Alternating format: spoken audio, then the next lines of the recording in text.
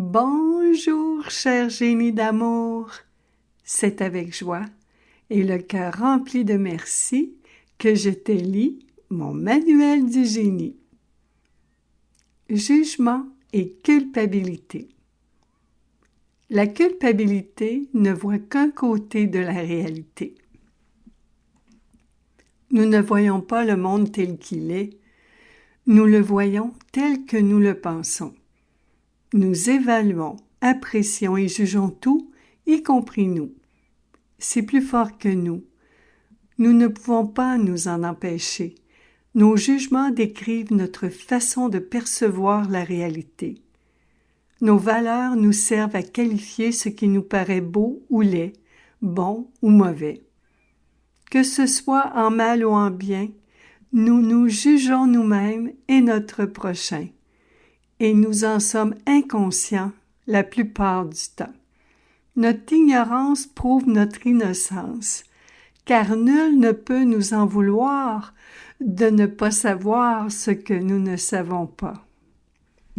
Tout bon juge de paix te le dira. Pour rendre un jugement équitable, tu as besoin de connaître les deux côtés à la fois. En passant, il n'est pas le seul à pouvoir marier tout avec son contraire. Ainsi, tout jugement te paraît injuste lorsque tu tiens compte d'un seul côté de la réalité. Cette vision partielle entraîne des tensions. Par ailleurs, tout jugement te paraît juste lorsque tu tiens compte des deux côtés. Cette vision globale entraîne un relâchement des tensions. Quel que soit le côté que tu défends, tu obtiendras des preuves pour appuyer ton jugement. Imaginons que tu considères telle personne comme ton ennemi juré. Cette pensée te pousse à t'en méfier. Ton opinion influence ta façon de l'aborder et de lui parler. Ton attitude se refroidit. Tu économises tes compliments. Et c'est toi qui ressens les inconforts de ton jugement. La rigidité et la méfiance peuvent s'avérer stressantes au point d'en être douloureuses. Regardons de plus près le sentiment de culpabilité. Dès que tu te sens coupable, tu te retrouves sur le banc des accusés. Peu importe ce qui se passe à l'extérieur, le vrai procès a lieu à l'intérieur. Tu n'as besoin de personne pour te culpabiliser. Tu n'as besoin que de croire des pensées qui te reprochent tes agissements. Il est facile de juger ce que tu as fait une fois que tu l'as fait, parce que tu peux comparer les faits avec ce que tu penses que tu aurais dû faire. Tu te sens mal parce que tu penses que c'est possible de revenir en arrière et de changer ce qui a été fait. Réfléchis à ceci. Comment aurais-tu pu éviter ce qui est déjà fini et terminé? Tu t'en veux d'avoir agi de cette façon, et si tu refuses d'en assumer la responsabilité, un troupeau de pensées accourt pour te tourmenter. Tu les entends t'accuser de tous les torts. Elles te disent que tu aurais pu faire les choses autrement. Elles te parlent d'erreurs, de péchés et de fautes. Il est souffrant de penser au mal que tu crois avoir fait et que tu te fais en croyant ce genre de pensée. Pourtant, tu oublies que chaque personne, situation ou chose a deux côtés égaux, ayant chacun ses avantages et ses inconvénients. De plus, chaque pensée comporte autant d'aspects négatifs que positifs. Toutefois, il est réconfortant de savoir que tu peux extraire de chaque jugement la sagesse qu'il contient. En vérité, tu te juges avec la même dureté et la même bonté que tu juges les autres et tes pensées. Tes jugements sont des invitations à être conscient des deux côtés de la réalité. Ils te permettent d'équilibrer ta pensée. Et c'est cet équilibre qui te rend libre, ainsi que les autres. Certaines pensées sont fermes, alors que d'autres sont fermées. Parfois, tu peux te sentir coupable simplement parce que tu n'exprimes pas aux autres ce que tu attends d'eux. Tu gardes tes désirs pour toi, puis, n'ayant pas obtenu ce que tu veux, tu t'en veux. Tu peux même leur en vouloir de ne pas avoir su ce qu'ils auraient dû savoir.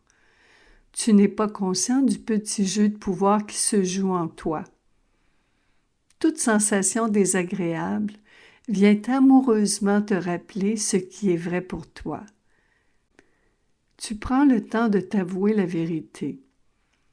Tu peux te demander ceci: qu'est-ce qui me fait croire cela? Puis, tu peux accepter d'assumer la responsabilité de tes pensées. Alors, s'étant bien acquitté de son rôle, la culpabilité te laisse en paix. Il est facile de juger un fait une fois qu'il est fait. Ce genre de pensée agit comme un fouet pour te réveiller à la réalité. À l'instar de tout être humain, la pensée ignore ce qu'elle ne sait pas encore. Que tu utilises ce fouet pour te fouetter ou fouetter quelqu'un d'autre, d'avoir fait ou pas fait quoi que ce soit, il s'agit toujours du même fouet. Il s'agit toujours de ton bien-être. Alors, comment arrêter cette violence? Il n'existe qu'une façon qui a fait ses preuves. Choisis le moment qui te convient. Avec bienveillance, installe-toi confortablement en toi-même. Doucement, en prenant tout ton temps, demande à tes pensées ce qu'elles veulent te dire. Permets-leur de se déposer sur le papier. Accorde-leur toute ton attention. Et comme tout bon juge d'instruction, pose-leur des questions. Puis, écris leurs réponses.